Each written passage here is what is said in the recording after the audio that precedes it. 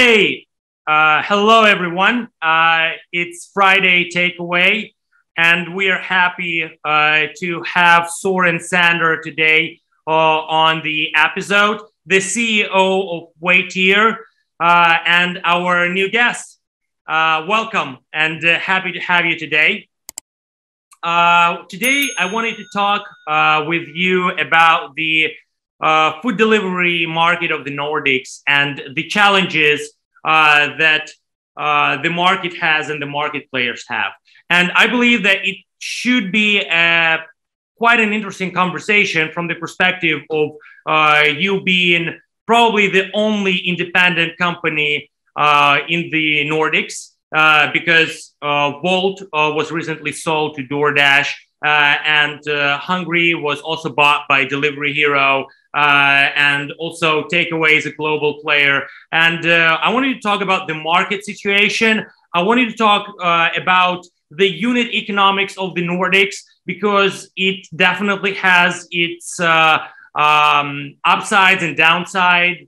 And it's very big challenges of, again, working in the less density population areas. So I think it's going to be a very exciting conversation. I agree very much. It's some good topics, and also something to touch base with what the other players are thinking. I'm not sure they are going to go as deep as I am, but I'm open. I'm ready. Thank you. Awesome. Then to start with, I wanted to start with the meat. Right to it. I wanted to really talk about the unit economics for food delivery, and is it really possible to make it work on this a lot smaller scale than the US market, for example, or the UK market? Not as densible, right? Like the density of the population is super small. The landscape is very difficult. The climate also. So I wanted to start with that. Could you please share a little bit about Waiteer? How do you operate? Why do customers choose you? And how do you actually make it work from all these perspectives? If we take the Danish market, and the latest number I'm familiar with is that still Justeat is having around 70% of the market because of their strategy of expanding to all of the city with also pickup. Then we have Wolt and Hungary having almost similar kind of volume. Again, on the delivery side, Wolt is bigger, but Hungary is around in almost all of the city, like Justeat with the pickup concept. And then there is Waiteer, probably almost non-existent on this radar, but maybe a couple of percentage we have at this moment. But we are not. To understand the market, it's also to understand that there is a lot of food delivery. If you think you see a lot of Wolt drivers, it's amazing. I think if you saw 3D, you will see 1,000 people driving around. So it's hard to comprehend your head about there's so much food delivery, and a small company in Denmark like Waiteer can actually exist with the thin margins and the size we are. From the start, when I joined Waiteer, we had a very, very bad app, to be honest, when I joined. So I've been in this journey for almost 3 years, a little over 3 years. I have been building with my team 3 apps, 2 delivery apps, 3 websites, 2 CSM systems. And I think the reason why people keep choosing us is because we came up to speed very fast.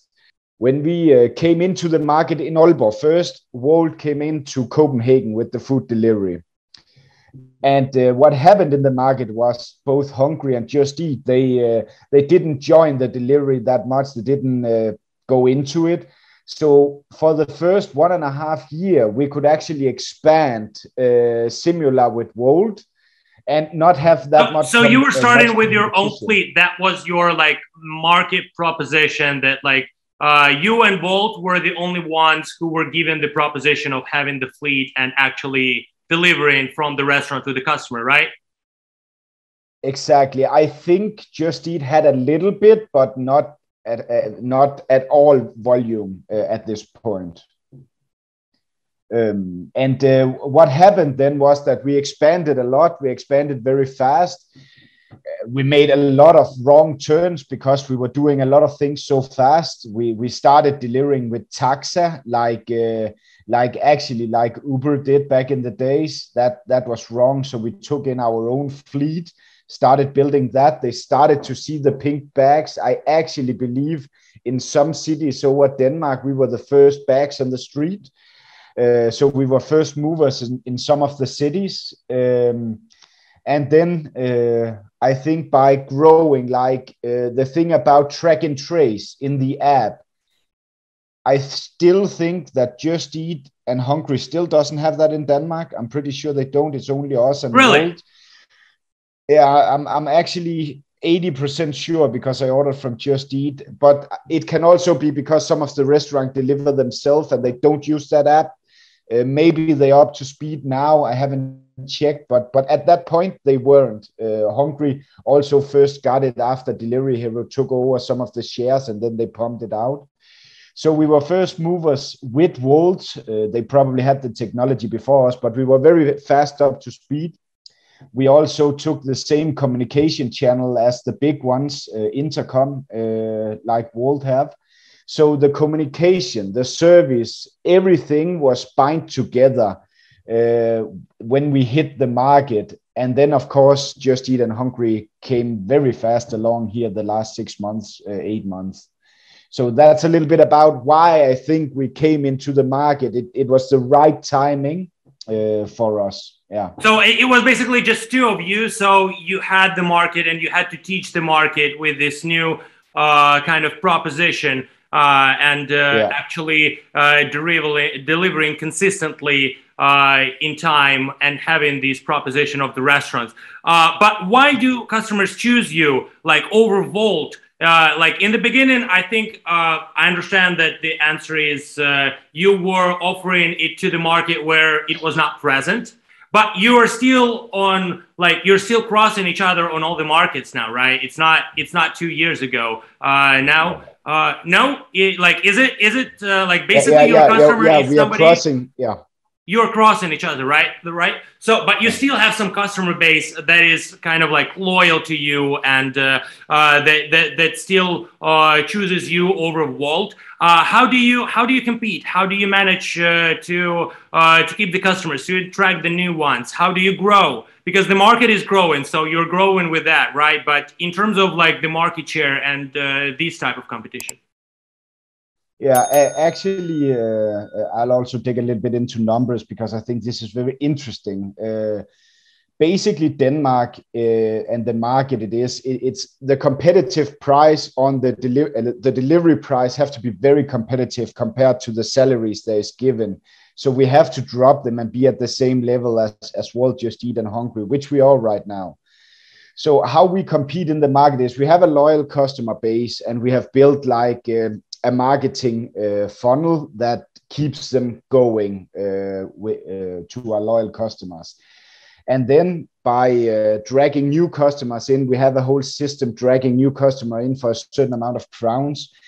It's very expensive to get new customers because right now, actually in all our cities, we are 4 players making food delivery. So we are all fighting for the same one. We are all giving discount. We are all having low prices on the delivery. So right now, I would say the market is very hard to compete in. It's how do we compete the best way we can with the money we have? That's my best answer for that one, because 1-to-1 we cannot compete. When Hungry joined Horsens, which is a little city in Denmark, they went in, they got all of the restaurant. They said they had day delivery and everything, but we knew that they couldn't keep that up because of one thing. There's no new people in Horsens for the last 2 years because of Corona. 3 days later, they closed it, day delivery. They only have night delivery like we have. Then Wolt came in, they make exactly the same. We come, we deliver in the morning, they got in, and then they closed the mornings, actually again 3 days after. But what happened there was that all of the restaurant they signed on day delivery. But how do you mean? Can you tell about that? Like it's not on-demand delivery. You don't do on-demand delivery like day delivery. What do you mean? Yeah, the plan have always been for both of the big companies, Hungary and Wolt, to have day delivery, but simply there is no people to deliver the food. Oh, so you basically share the market on the time of the day when which company is available, and basically if it is the morning, I know I have to order Wolt or Hungry, and when it's the day, the afternoon, it's Waiteer, and when it's the night, it's the other player. Does it work like that? Just because there is not enough couriers? Yeah, there is not enough couriers in many cities actually, but there is no in some of the small cities now. There is no day delivery. It's only night delivery because the demands for drivers are so high. So we cannot get people to work at that time. Wow. So basically, like people are working during the day, and then they go for somebody's going home to order food, and the other half of people are going to deliver that. Is that what you're saying? Like this is the situation? Probably sometimes, yeah. Wow. Wow. So we are really getting super close to that. And but this is not the situation. Is it because of COVID and new people are not coming to the country to work? Or is it just like the situation of the smaller cities, and in the bigger cities, it is not like that? How can you, please, let's dive deep into that. That is super interesting. Yeah, basically it is like that almost all over Denmark. Also because of the union. So there have happened a lot of things in the recent years. You know, everyone is looking into, it's important to say every waiter driver is on a contract, but our competitors have them as self-employed or partners, as they call them. And the problem here is that a lot of people came in, got self-employed, left the country and didn't pay the taxes. You know, it has been a big blur in Denmark. So right now it's actually very, very hard to compete because the foreigners that Waiteer, we want everyone. If you're a good driver, you're a good driver. We have no problem where you're from. So we can actually not get them because their strategy have always been getting in, get the money, get out, don't pay the taxes, just close the company and leave. And in our case, with a bill or an employment, we pay the taxes. So, you know, we cannot get that pool of people. They go to Wolt, and Wolt, of course, say like this: we don't have employment. How do you say, the responsibility of them? It's their environment, and that's of course a gray area, a big gray area in Denmark right now. Wow. So how do you actually get the couriers? Like how do you share them? Like everybody works at night, like in almost all the cities, right? Even in the capital, it's only the night delivery service, or how does it work? No, in Copenhagen there is day delivery, and in Aalborg and in Aarhus. But I know that the struggles have been in cities like Vejle, Horsens, a little bit in Kolding. You know, the little bit smaller cities have been problematic for us and for the other ones, because we of course check each other's app, and when it says our couriers are busy, so you can first order at 4 o'clock, we know what that means. You know, a lot of our drivers or splitting from one job to another. So we know that means that you don't have couriers today because you're not busy in calling in the morning, you know. Everybody says that food delivery companies are the beneficiaries of the COVID and the pandemic, but looks like it's just killing the business, right? Of course, from the responsibility perspective, the couriers also are not doing a good thing with the government,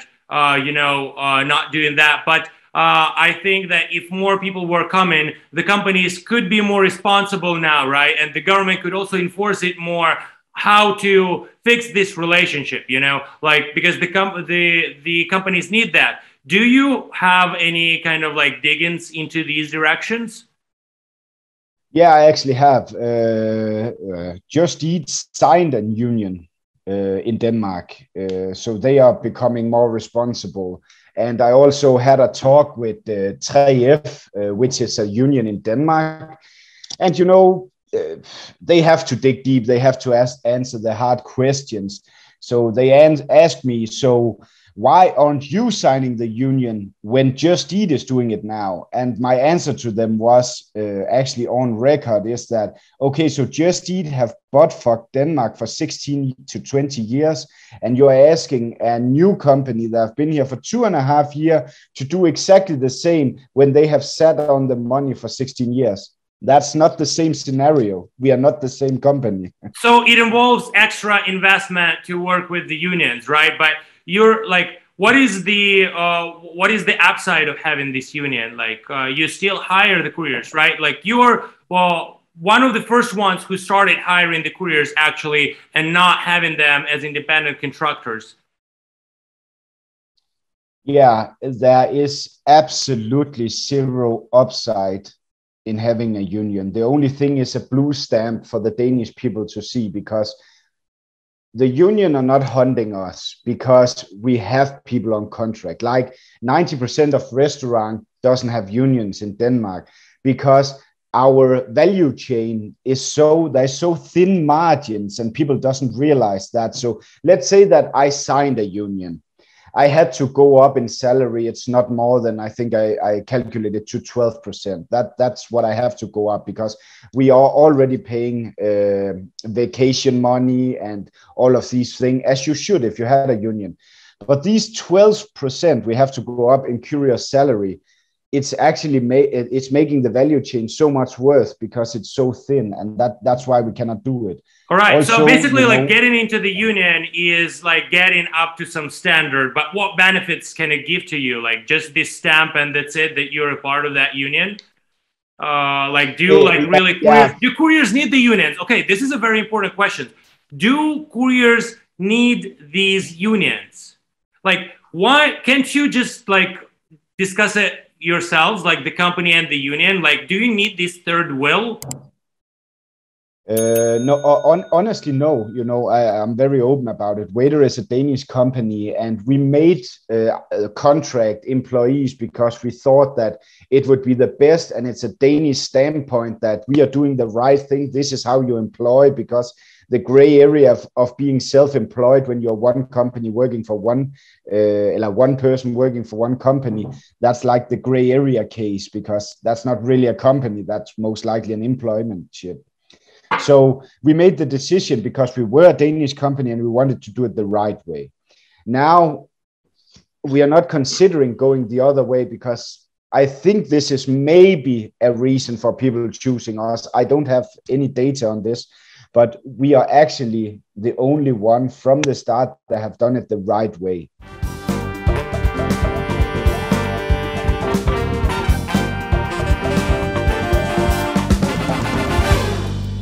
How many orders you make? Like, how do you make the unit economics work? The Danish market is super competitive in terms of like couriers, right? You mentioned that there, like, you only work night shifts for food delivery in many cities, and in general there is labor complications. So, like, can you please share, like, how does the math add up? How do you drive it, and where is it going for you? Honestly, it doesn't add up at this moment. It's a very, very hard journey. To take it very basic, it's like the value chain of the food delivery is that you take a cut from the restaurant and you take a delivery fee.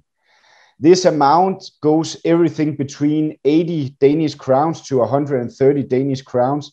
And then you have the courier cost and the marketing cost and your normal costs like rent and stuff like that. So just by taking our net sales on these two profit margins, you almost have 75% of this drawn away with the driver salary. So you are back with 25% that has to cover all of your expenses and also cover your marketing cost.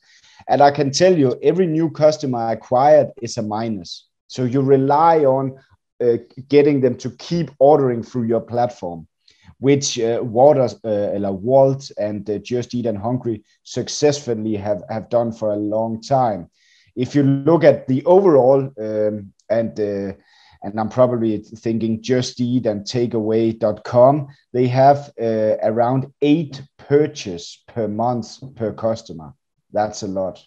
What about your numbers? How are you going? Where are you going? The market is growing and you're growing with it. And like, what is the sense? Like, I mean, you're sharing that the market is there and you still manage to operate, but like you lose the money on every order, on every customer, or how does it work? Where does it add up? Why, if it doesn't, why to do that? Now it becomes a little bit complicated because I was on a journey and I helped Waiteer grow. We figured out actually 2021 that we had the wrong value chain. We didn't get enough money out of our value chain as we should, as all of the other players. Can you specify right away? Because like what exactly? Like maybe you can give like the exact example or like the exact case. Yeah. So if you take a Just Eat contract, just for taking a reference, they take the percentage plus months or plus VAT. We didn't do that, even though our contract stated it that it should be like that. Also, Walt takes a small order fee. We didn't do that. We had a lot of small orders coming in and delivering them for a low price. Just Eat having a service fee. This service fee is a lot of money in big volumes. So there was a lot of value. There was a lot of value we didn't add into. We didn't get the revenue stream, and that was a big problem for us. So basically, like starting from the ground, you were getting all this experience, and now like when you figured all these out, and like the puzzle is starting to add up, kind of. Do you like? Can you make it work? Can you grow, or like where is it going? Right? Because we see examples of companies that say, okay, we understand that we cannot compete with Uber and DoorDash. And I'm talking about the company called Waiteer in the United States. And they're saying like, all right, we cannot compete on this market. We already don't have this much of share. And Postmate was sold, Grubhub got sold. The management, I think, understands that the value chain that they are providing right now is not as valuable. They're not going to gain any of the market share with this purchase. And they're like, okay, we're going to buy the dispensaries and we're going to start delivering of cannabis because it is a very, very growing market. Like, what is the thing for you? Like, you figured out all these value chain and like, do you see how you can kind of turn it for yourselves and make the economics work and like stop losing the money on the orders, or how do you manage and where do you want to navigate it? When we started, then I was thinking back in the days when we started that we were going to be the biggest player in the market. Going more into the market, there is enormous amount of money put into this market to make it grow and to own the customers. So we had to sit down and actually make a product that was interesting for the market, because a lot of big players were talking about the platforms taking all of the money.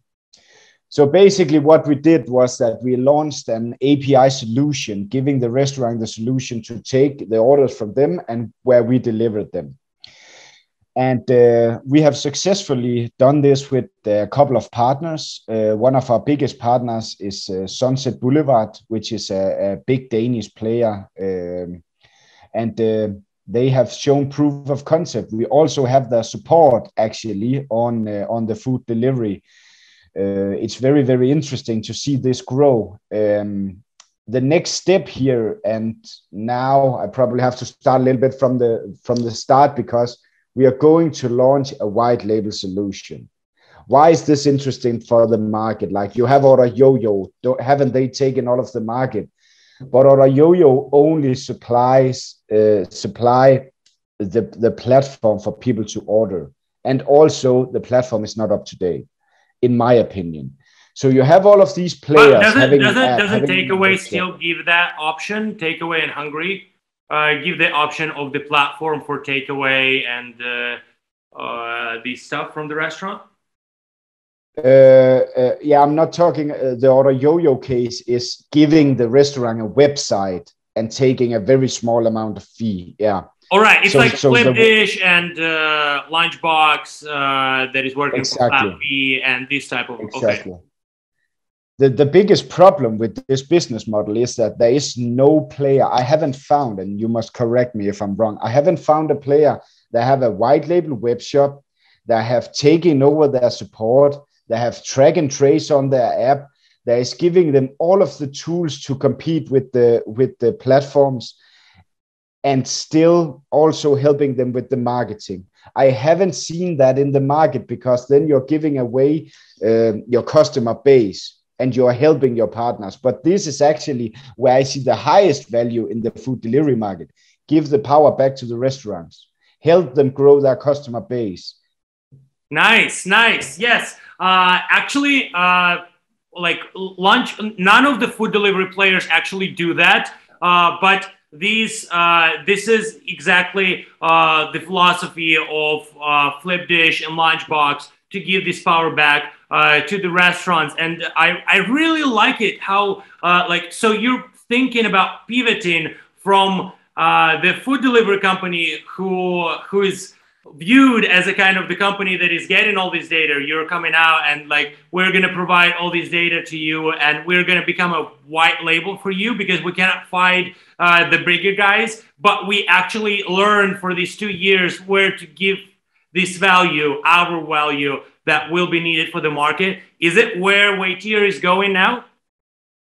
Yeah, it definitely is. The thing we will do, though, is that we want the best solution to the market. So we want a one-on-one platform solution given back to the restaurants, not just a white label web shop made in 5 minutes, which I see a lot of out in the market.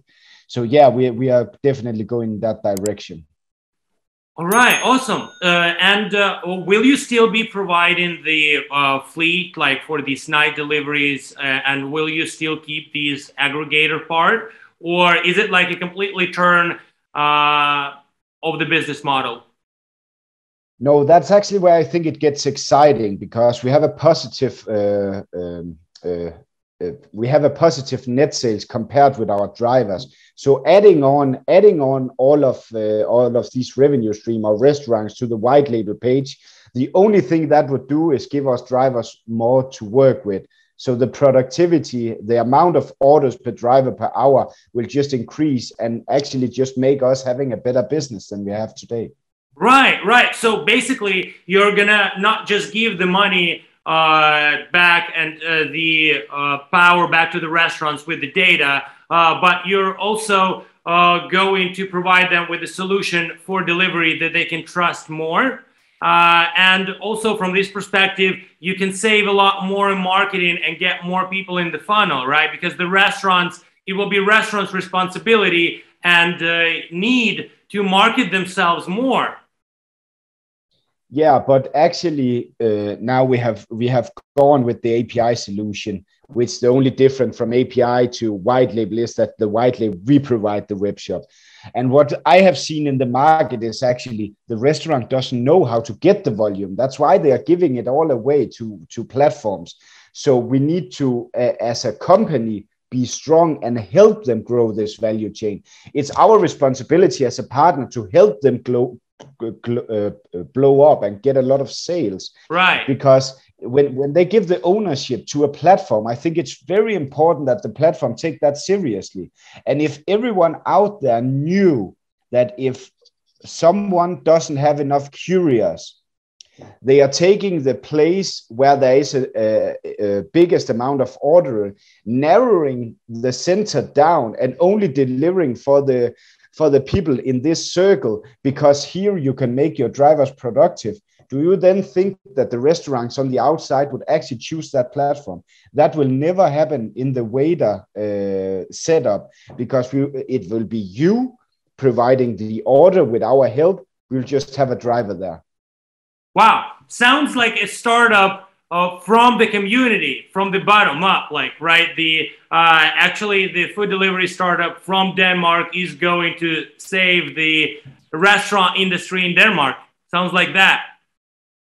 We are actually trying, and I can tell you that I sent mails to Burger King and MacDonald, so I hope they are listening, because this is a great product. You will not find this anywhere else. You will not have Wolt coming and saying, here is my data, or here, take whatever we have given you. It will not happen, but it's what we are giving all of our restaurants. Right. This is actually a very good point. Waiteer is also working without McDonald's, right? And without the big chains that actually provide the biggest volume for all these platforms. This is what gives the market share, right? There are a lot of cases of companies actually leaving the markets because they don't get McDonald's, Burger King, Subway, and all these chains.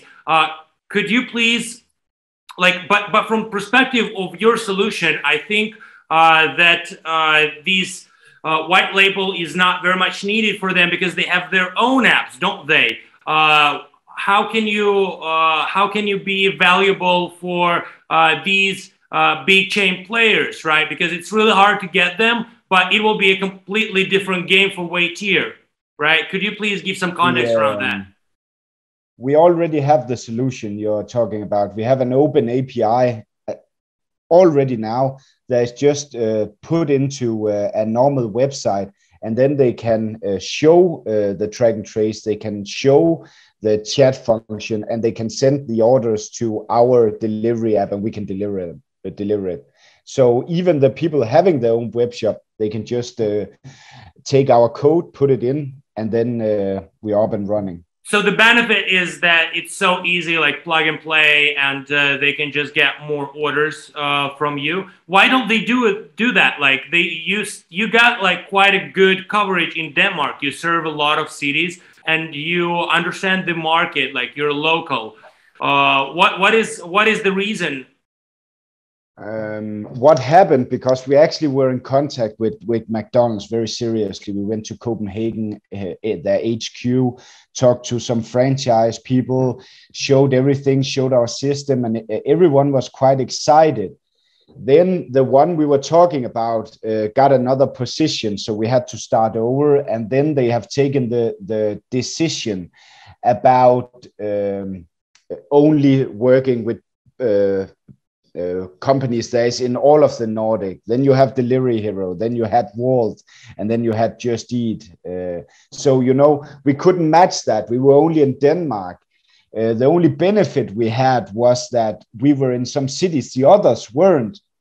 But the problem is McDonald's have so much of a power, so they probably asked them to go into those cities because they are here now. Yes, so, definitely. That is the case. Like for example, for Ukraine, you actually have to cover all the cities where McDonald's is present to serve McDonald's, and it was quite a big challenge for Rocket at the time when they were also fighting the Uber and Glovo for the place under the sun. Listen, about the consolidation, because you already mentioned that it's Deliveryhero and Justeat and Wolt that are driving the market. Is there a place for? I hear that Waiteer is pivoting to more kind of like a restaurant solution with the infrastructure of an aggregator, and from the perspective of these three big players on the market, do you think that there is a place for more as you're kind of like stepping off this game of the aggregator game? And do you think that more players can come to the market? Honestly, I don't think there is space in 80% of all of the cities of Denmark to more than 2 players. I think Copenhagen maybe can take in a couple of more. But in our case, if we can start with that, in our case, it's all about funding. We need to fund it a long way, still 2022 and 2023. So it's either trust in the case, getting funding, or die, or get purchased by a bigger company. You know that it's very rough, the market. And I think if I look at Denmark as well, there will only be 2 players in Left. 3 years. Left. All right. Left. They will right. purge each other. Like on all the Nordics, or only like in Denmark? I think in a lot of the Nordic company, in general, actually, in the food delivery market, I believe there can be a number 1 and a number 2 in a country. The number 3 will die. Any country. But if we take the market of grocery delivery, where aggregators can also be quite useful, and a lot of them are getting into that, that is also a massive market, right? Or do you think that the restrictions from the courier perspective, competition, and like the number of factors, is it the reason? Is it not the order volume, but other number of factors, or how does it work? I just, you know, if you take only food delivery and not last mile delivery, but food delivery in general, it's like the customer is not loyal. They are illoyal, which means that if you're the smaller player in the city, you'll probably be chosen the 3rd time. So you have a number 1 buy, and then you have the 3rd time they buy here. With everyone underneath, they are even ranked worse. So they will be chosen every 10th time. So at some point, these lower players, I think they will, if they have a good value chain and they earn money in a city, they'll just get purged, because we are all fighting about the same customer base. And instead of keep fighting, it's sometimes easier just to throw the money and get them out. And I think that will happen. That's why we see a lot of acquisitions around the world, purging. You know, for Deliveryhero, it was easier just to purge total of Hungary, do their own thing, than go in with Foodora.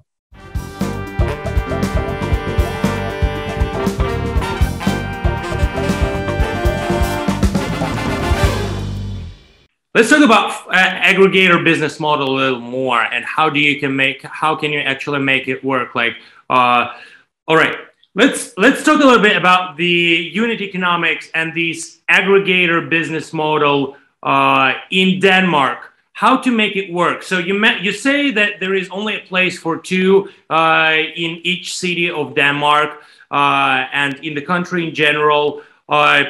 But what is, can you walk us through the unit economics? Like, why, on the numbers? Like, what is the number of orders that is needed to earn actually money, the minimum one, and what will be the market share of the top leader and the other one standing from the market size perspective, customers, couriers, all that? So if you take a market, let's start in a little market, that's way simpler. So if we take Aalborg, the restaurants from a certain square meter can be delivered with a normal driver setup.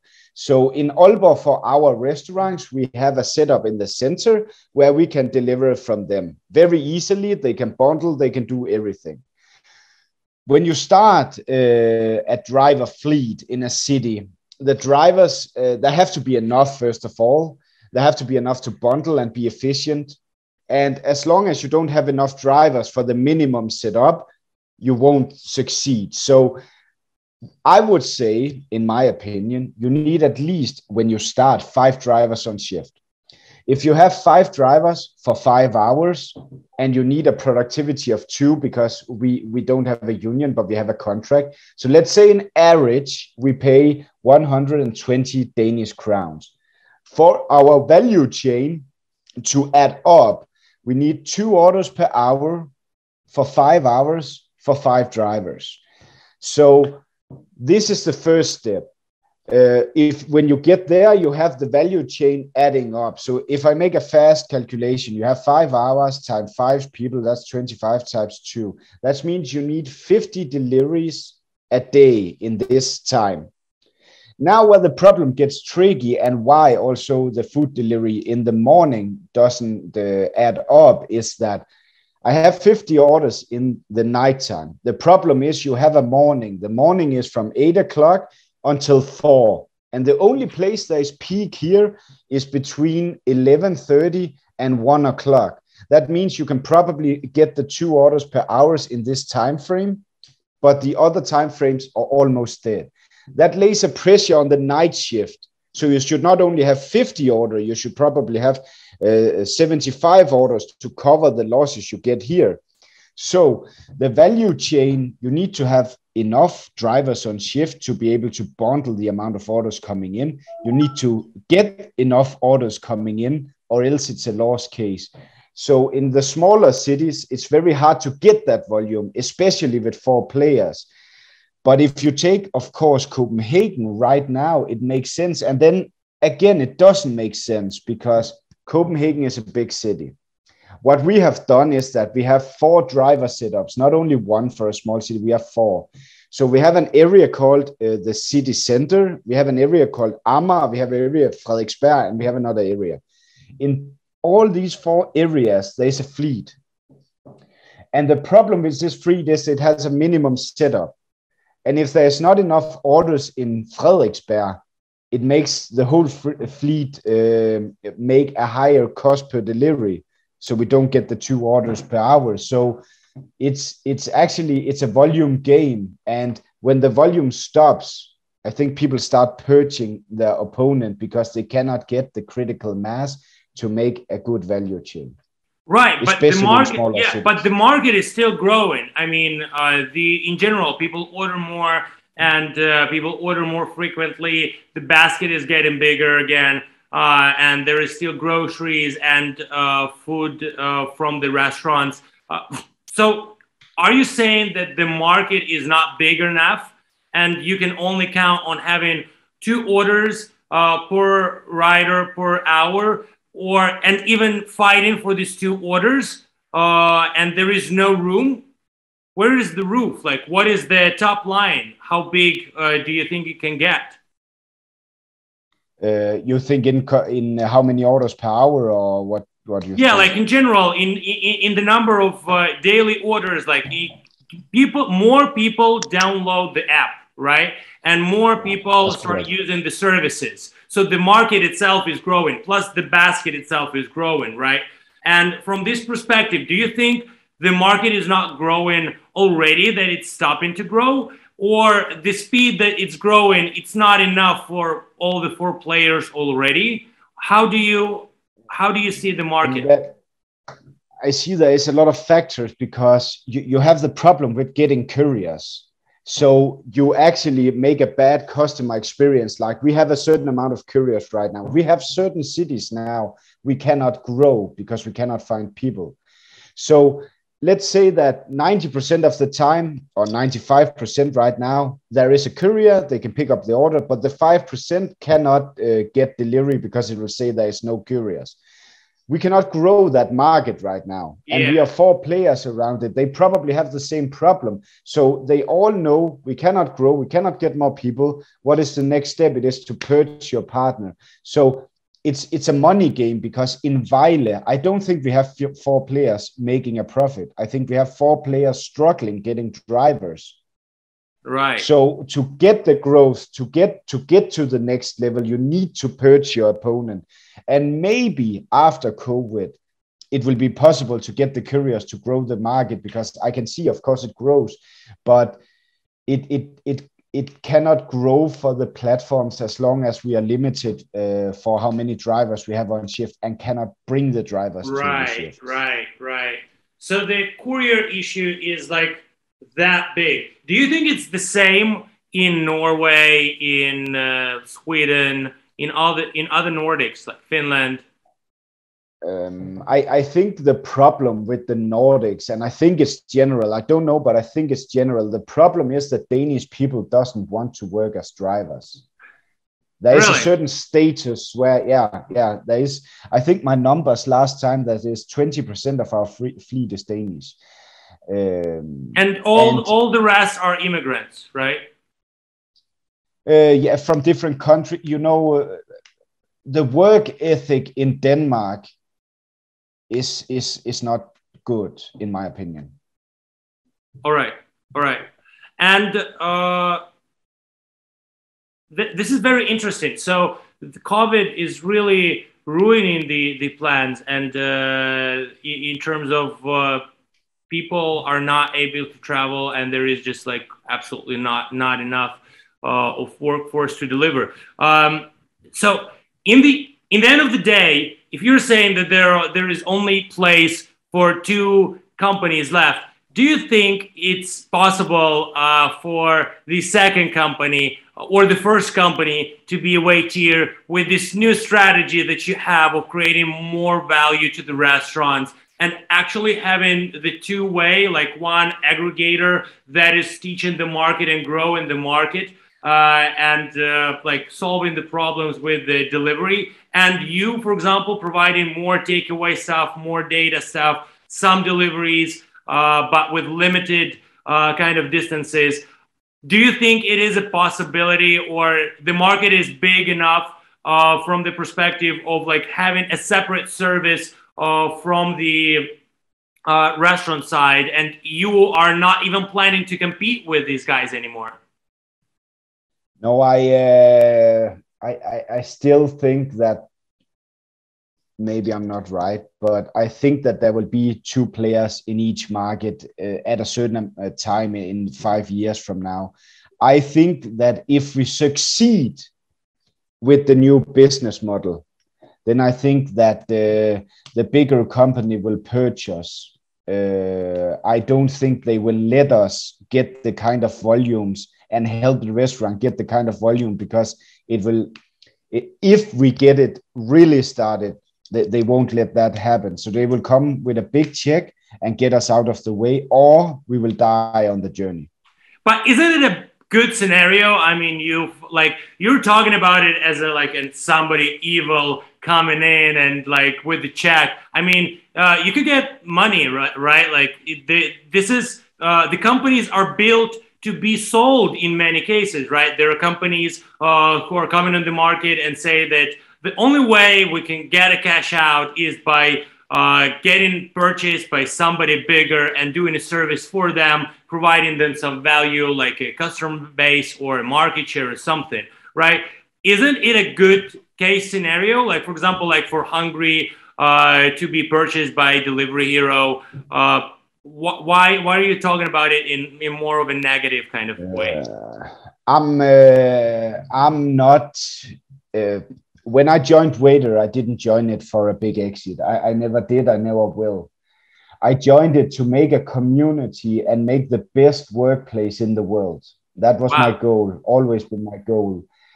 So to sell it to a big corporate, that doesn't turn me on. Money doesn't turn me on in that case, because I have so many loyal people working for me. You know, my COO, which I worked with from the start, the things we have did on this journey to just get the food out there. Like the first time we had our own food delivery in Randers, it was insane. They didn't have taxis, so we couldn't join that journey. We went down there with bags. I used all of the night with my grandparents, scrapping on brands on another case, putting on a sticker.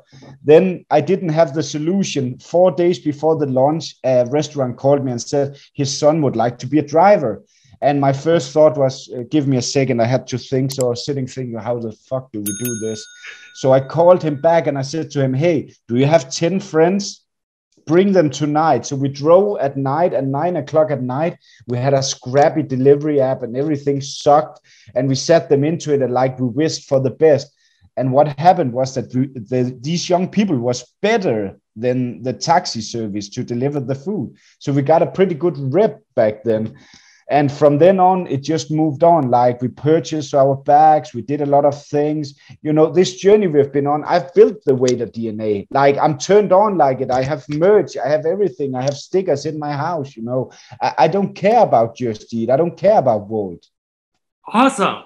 Awesome. I love it. I love it. I think that the idea that you have and all these good intentions and this drive, it is just immense, you know, and I think that with this bigger goal, and I think that with the with the incentives that you have and with the people behind you, I think that it is amazing. It is great that the Danish community has the people like you that are really driving it and really creating more value for the riders, for the restaurants. And what I really feel in you is that you're real entrepreneur, and you're really trying to do things for the better. And I think that the community needs more people like that, because it is a tremendous industry. It is doing a lot of great things. It needs better publicity, better marketing. And thank you for having this wonderful conversation. And thank you for sharing these deep thoughts and a lot of insights, and for these openness. It is super rare and super important. Thank you for having me. It has been great, and I love to be on the show, man. Thanks.